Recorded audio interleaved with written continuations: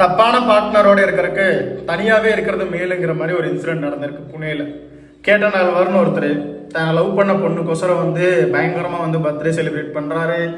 17 கோடி ரூபா இதில் வந்து கல்யாணம் பண்ணணும்னு சொல்லி எல்லாம் பிளான் பண்ணுறாரு. லட்ச காதலி என்னன்னா அஃபேர் வச்சிருக்கிற ஒருத்தரோட சேர்ந்து ஒரு புனே கோர்ட்டில் வச்சு வந்து இவரை தள்ளி விட்டு வந்து கொலை பண்ணுறாங்க. கொலை பண்ணிட்டு வந்து காத்தடிச்சதில் விழுந்துட்டாங்க அப்படி இப்படின்னு சொல்லி மழுப்புறாங்க. போலீஸ் இன்வெஸ்டிகேஷனில் தெரிய வருது இவங்க வந்து பிளான் பண்ணி வந்து மர்டர் பண்ணியிருக்காங்க அப்படின்னு.